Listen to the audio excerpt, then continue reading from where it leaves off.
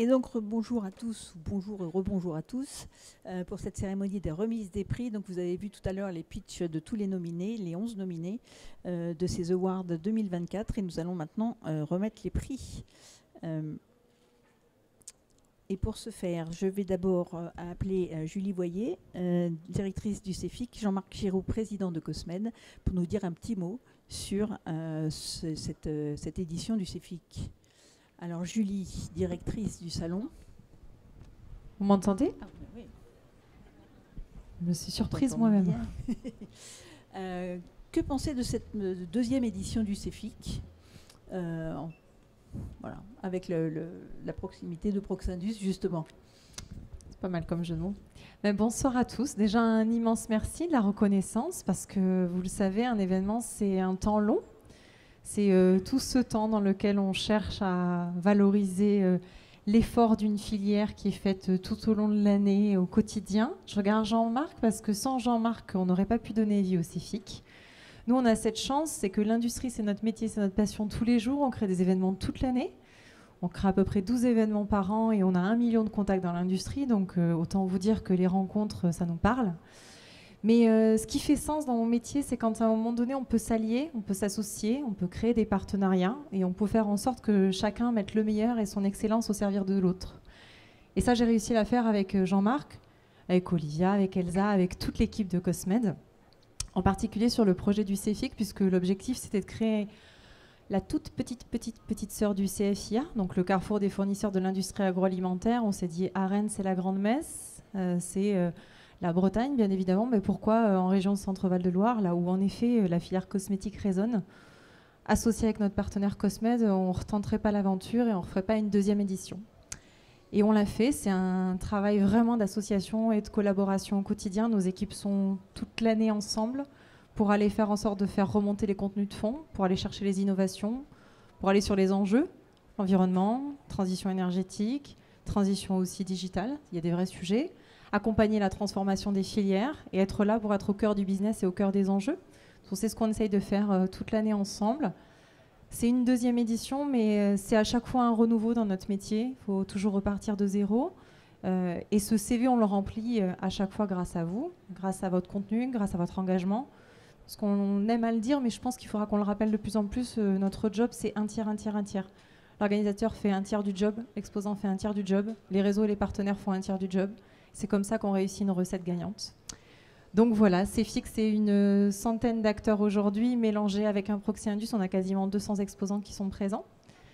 Et puis c'est du contenu, de la valeur. C'est aussi des experts qui sont dans l'ombre, parce que Sophie se cache, mais Sophie, c'est 15 ans d'aventure à nos côtés. Je ne me cache pas. Voilà, non, mais elle se cache parce qu'elle m'a dit qu'elle était animatrice ce soir et qu'on ne parlerait pas de Nutri-Marketing, mais Nutri-Marketing, c'est aussi un pilier pour nous. Elle nous accompagne dans l'agro, elle nous accompagne dans l'alimentaire, elle nous accompagne dans la cosmé. C'est aussi notre plume experte à certains moments. Donc je tiens à prendre ce moment aussi pour la féliciter, la remercier, parce qu'elle met beaucoup les gens en lumière et peu de fois elle est mise en lumière.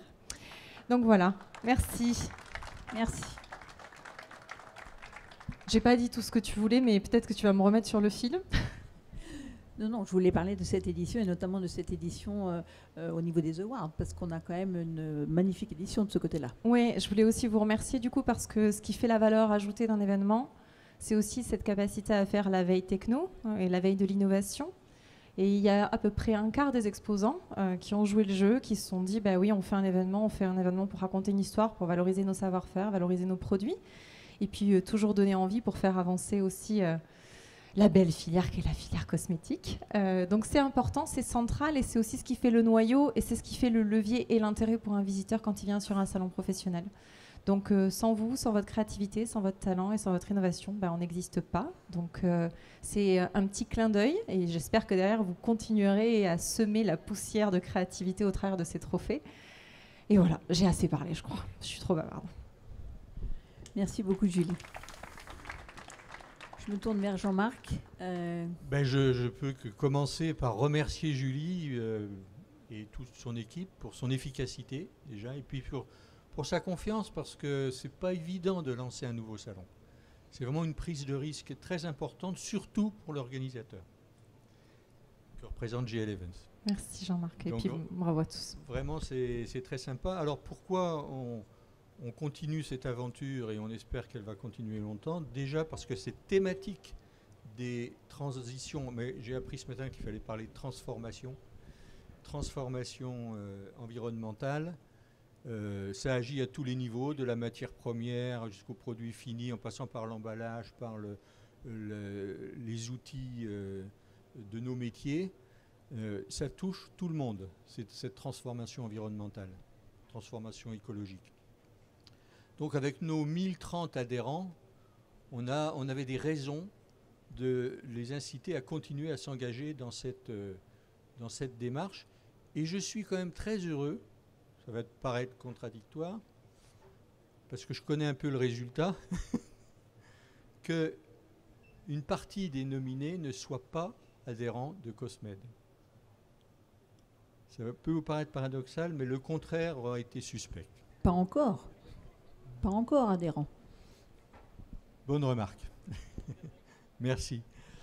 Donc, on va continuer d'être extrêmement inclusif. C'est-à-dire, il ne faut pas se dire il y a des catégories d'adhérents, il y a des tailles d'entreprises. C'est vrai que Cosmed, on a plutôt le label PME-ETI, par rapport à d'autres organisations qui sont très grands groupes. Mais c'est une segmentation qui est complètement artificielle, qui est plus politique qu'autre chose. Et depuis que je suis arrivé à la présidence de Cosmed il y a 14 ans maintenant, oui, mais tu y étais déjà, donc tu as vieilli avec moi. C'est vraiment un discours que je tiens à partager, de ne pas opposer les grandes boîtes ou les grands fournisseurs ou les grands ceci aux petits, parce que l'innovation dans notre filière, elle est très souvent portée au début par des PME, voire des TPE. Après, il y a une autre vie de ces innovations qui se comprend, et c'est très bien comme ça. Si les grands groupes ont autant d'appétit pour certaines startups, c'est parce qu'elles représentent un potentiel. Donc la PME, ce n'est que l'amorce d'une société un peu plus grande. Il faut voir les choses dans un effet dynamique et pas rester cloisonné. Ce que Madame Lepage parlait de silo. Alors le silo des grandes boîtes, le silo des petites boîtes, ça n'a plus de sens par rapport à la façon dont on exerce nos différents métiers, et notamment dans la transition, la transformation écologique.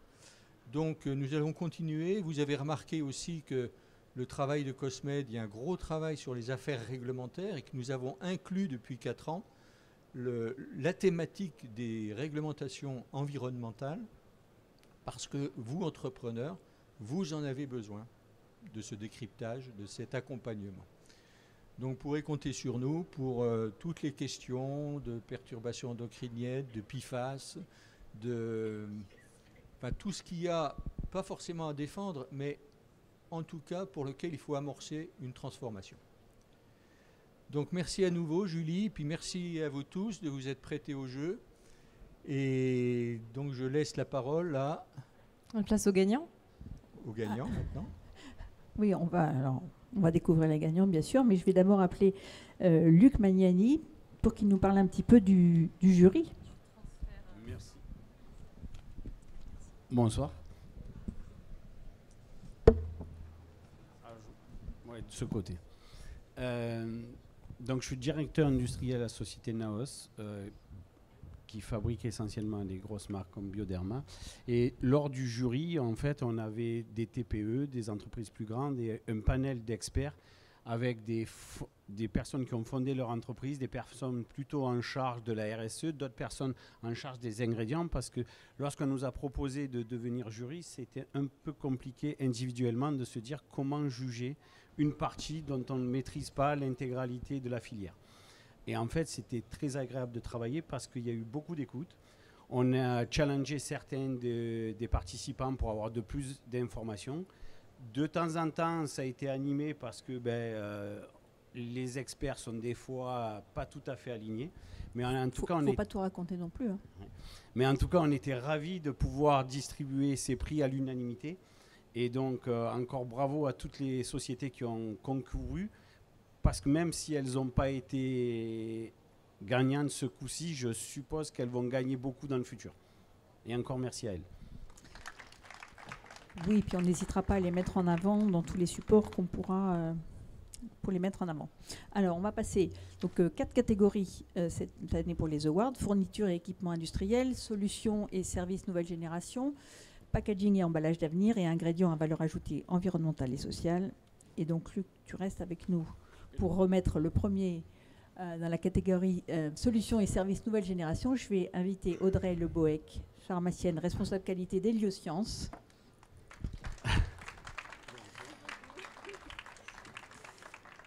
Donc, il va falloir... Alors, c'est une entreprise régionale en tant qu'Exoa et société plutôt marseillaise, mais il n'y a rien à voir avec le choix. C'est plutôt la solution de pouvoir faire des tests d'écotoxicité, en pouvoir réutiliser le substrat vivant qui a fait que l'entreprise a été gagnante. Donc, est-ce que vous voulez dire quelques mots ? Alors, merci beaucoup. Cela nous fait très plaisir car notre innovation a été le fruit d'un long travail. Et je le répète, elle a vu le jour grâce à une collaboration entre Héliosciences, expert des produits solaires, et Planctovie, qui est experte en aquaculture et conservation des coraux. Donc encore merci à tous.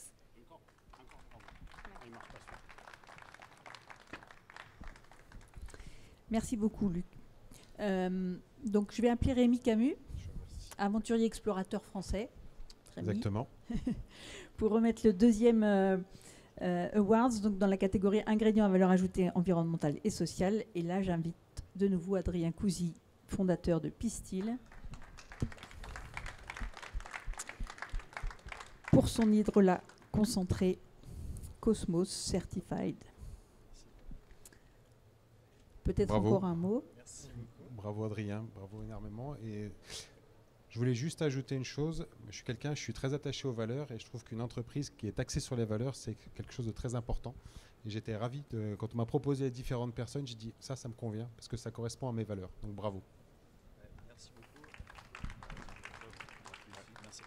Merci beaucoup, Monsieur Camus. C'est un honneur également.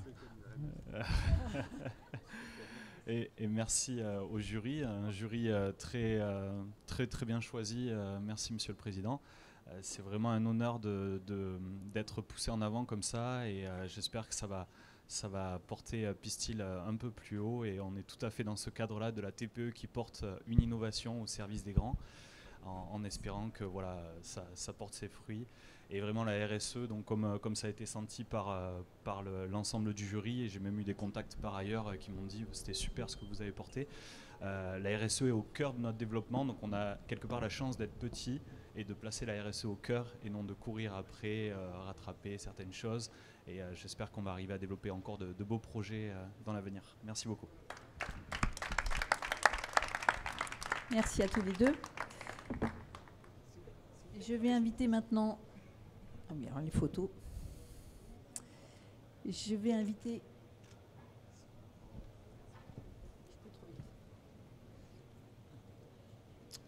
Oui, alors on fera effectivement, merci Julie, on fera une grande photo des 4 lauréats à la fin, bien sûr, et des 4 remettants. Je vais inviter Denis Jacques, secrétaire général régional de l'UIMM, ainsi que Wilson Toussaint, chargé d'affaires chez Osmose, pour son award sur la catégorie fourniture et équipement industriel.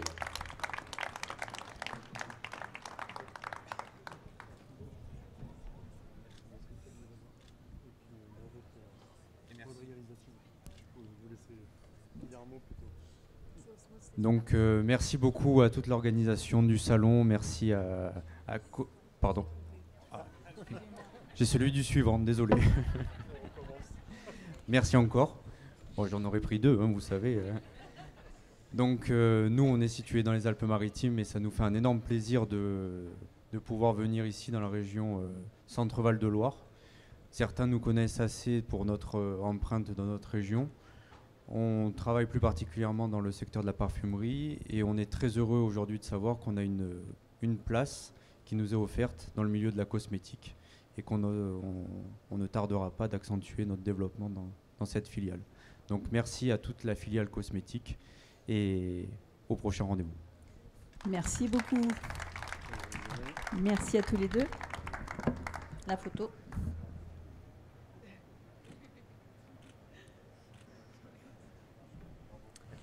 Et pour remettre le award sur les packaging et emballages d'avenir, je vais inviter Camille Villano, chargé de développement économique, territoire d'industrie Orléans Métropole, Beauce, Loire-et-Tain.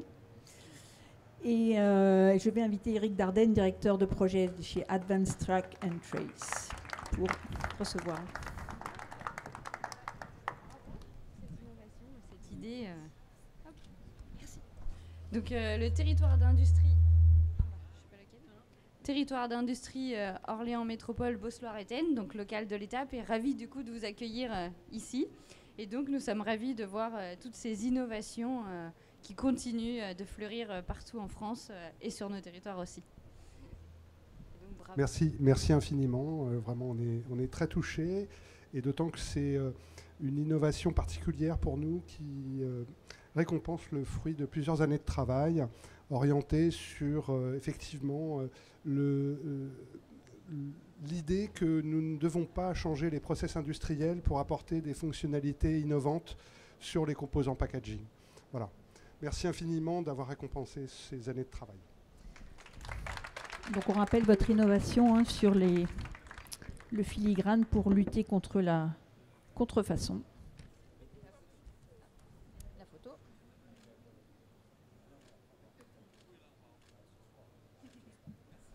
Alors je vais inviter tous les lauréats et tous les remettants, Julie, Jean-Marc, à venir sur l'estrade pour la photo de groupe.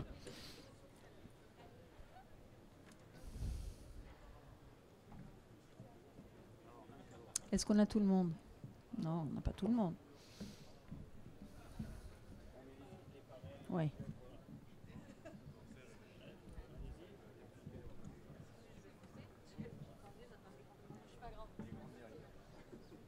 Les buts. Alors, smile. Et on peut les applaudir, hein, on peut... Ah oui.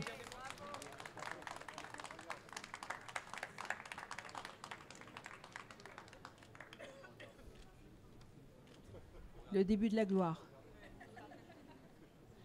Merci à tous. Julie, peut-être un mot. Attends.